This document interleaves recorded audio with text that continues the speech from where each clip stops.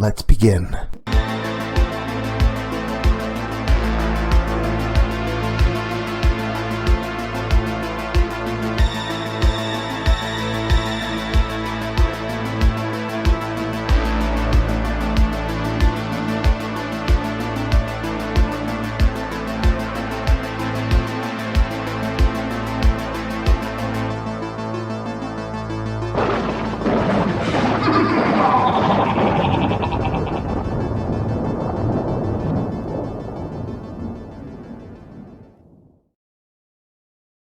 Hey there, scary story fanatics. Welcome back to Cleaving Thought from Bone with your host, Sociopathic. We all have friends that come and go, but some can leave a real lasting impression. Reflect on your own childhoods while I spin you a tale of another's misfortune. It's time for a retelling of a little story that I like to call The Clubhouse.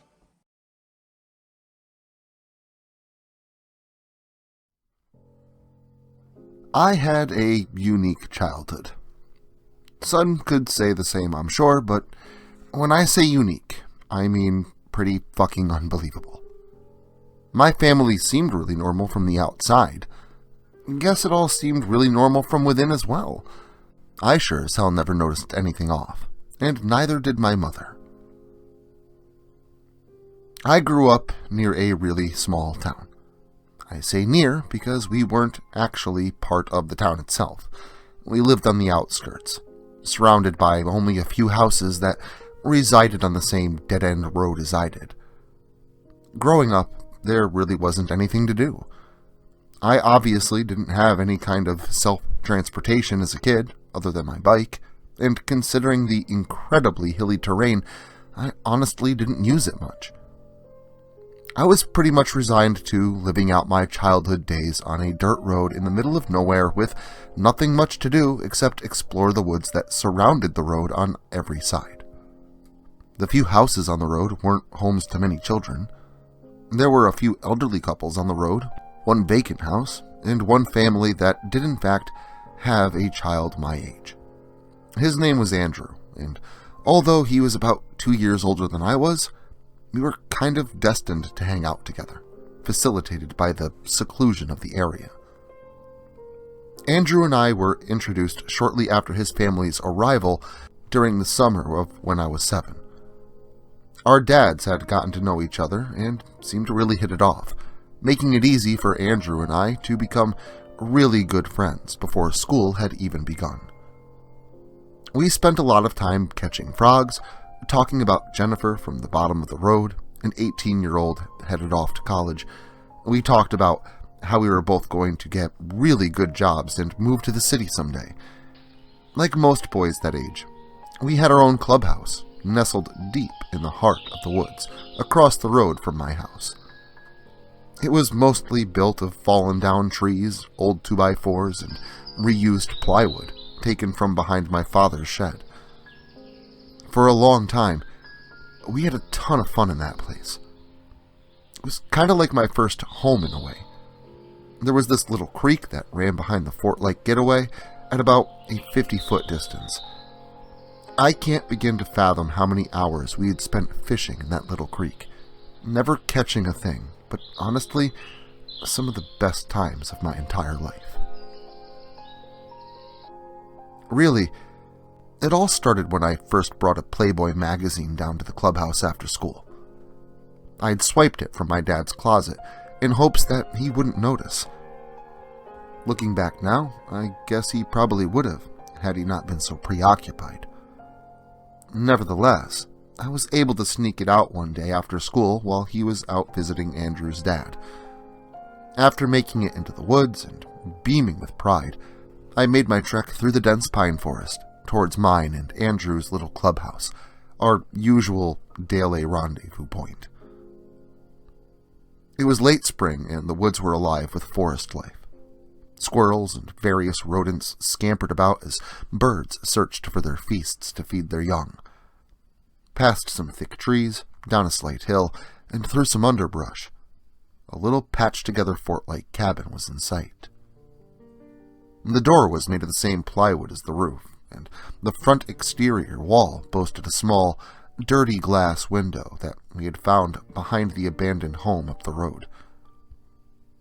At the time, we were a little apprehensive about taking it, but no one ever said anything because no one ever noticed, the house remaining vacant for as long as I can remember. I had just set down my backpack on the makeshift table, crafted from empty buckets and yet more used lumber. I waited in anticipation for Andrew to arrive. I pulled the old magazine from inside the book bag, sat down at the table, and began flipping through the pages of naked women, short-related articles, and biographies. I maybe had flipped through 3 pages when Andrew had shown up, coming through the swinging door in front of me. Before he could say a word, I held up my father's skin mag with pride, sure that Andrew would be just as enthusiastic as I was. He asked where I'd gotten it from, and I told him. He next asked to see it. We spent the rest of that afternoon over who would get to look at it next and peering over each other's shoulders. When I had first grabbed it, I planned on returning it that day when I went home, but I felt a powerful desire to hold on to it and risk the consequences. So, that was exactly what I did. Before it had begun to get dark, we both left that magazine under the pallet and plywood floor, next to the table, and left for home. We talked about what we would say to our parents and agreed to tell them that we had both gone fishing, just so as to have our stories straight.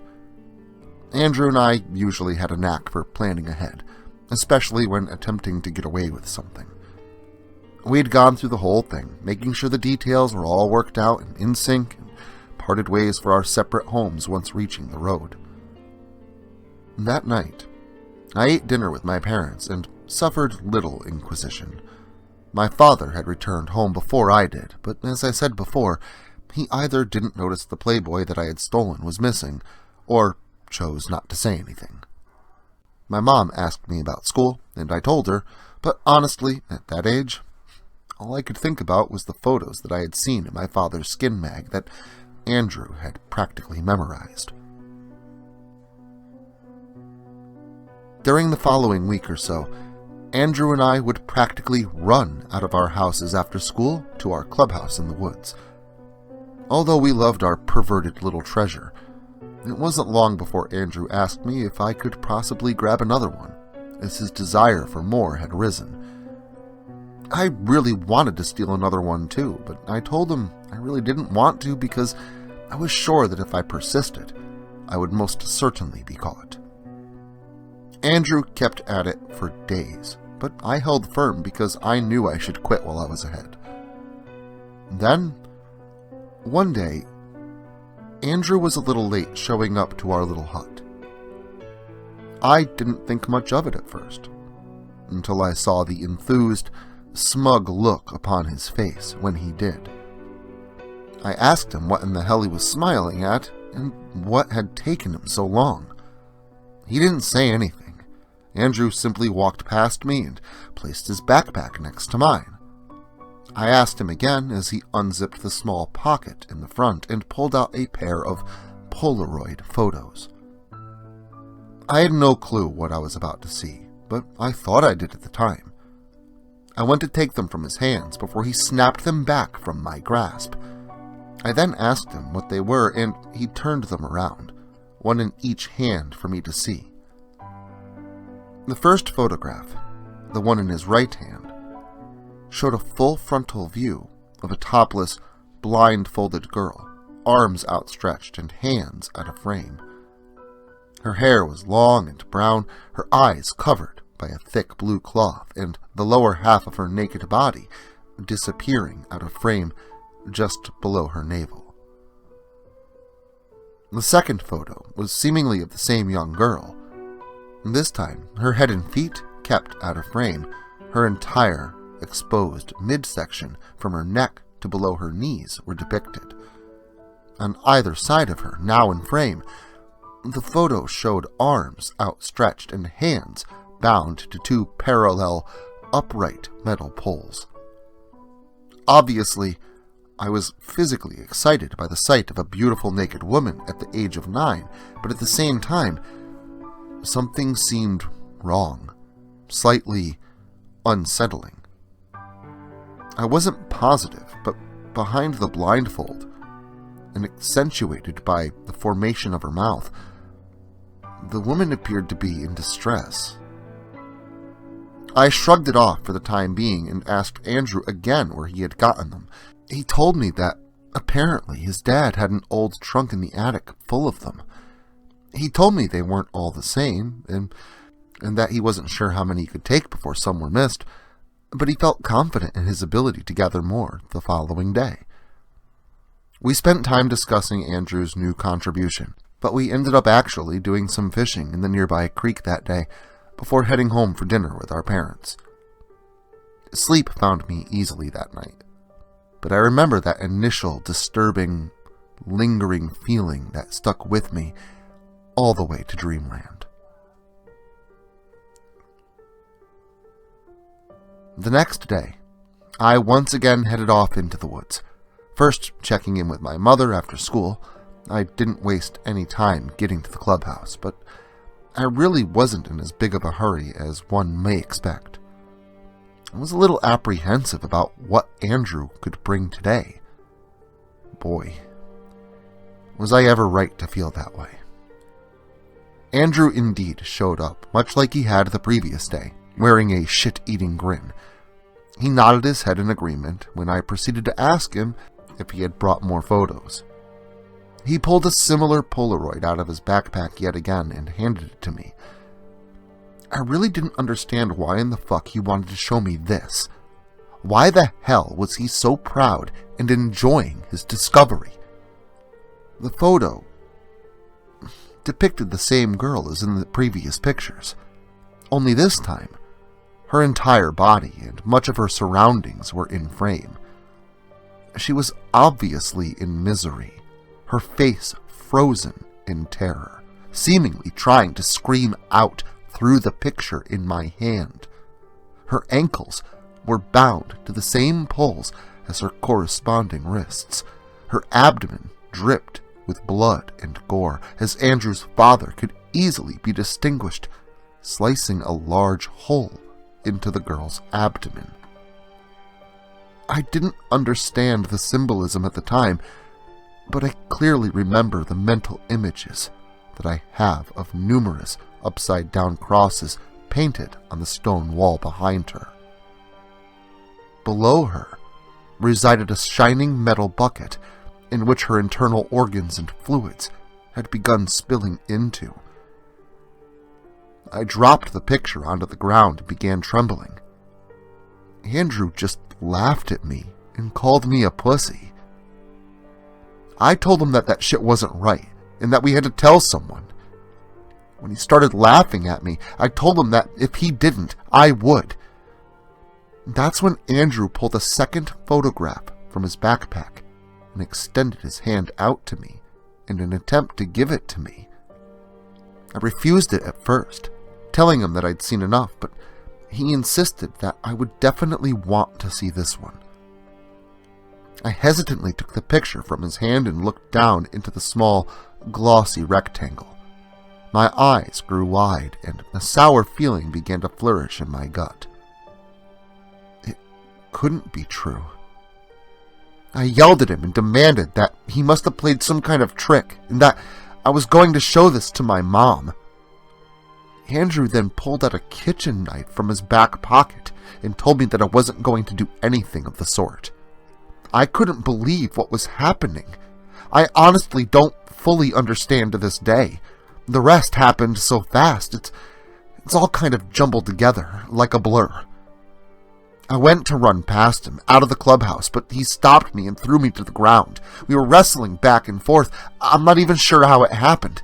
Somehow, in the scuffle, either I or Andrew had pushed the knife deep into his abdomen. I watched my best friend die, the life leaving his eyes as he bled out on top of me. I laid there, crying, long after his last gasp, before pushing him off and heading home. I wasn't really thinking about it, but it was a good thing that I had gotten home before my father that day. It gave my mom time to protect me, to prepare and protect us both by leaving. It gave me time to show my mom the picture of Andrew's dad, a human heart in his hand, presumably taken from the torn open woman behind him, with his arm around my smiling father's shoulder. Well, it seems those you know may know more about you than you do. The only question is, what are you going to do about it? But while you think it over, remember to come back again for more frights next weekend. And until then, make sure to like, share, subscribe, and turn on notifications so I can catch you all again next Saturday.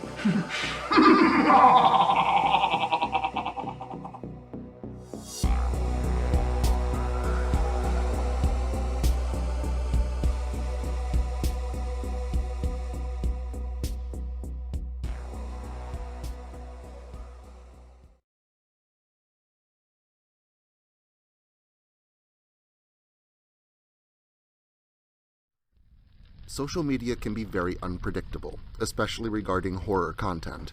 If this content gets removed, all new content will be simultaneously presented on various websites provided in the description to this video. Make sure to follow me in other digital spaces so that you never miss out on the terror. Also, if you like this video, make sure to leave a comment and hit the like button. It helps the channel a lot. If you're new to the channel and you enjoy what's here, consider hitting that subscribe button and the notification bell so that you never miss an upload. Writing is a dream of mine, and it's all of you that make that dream come true.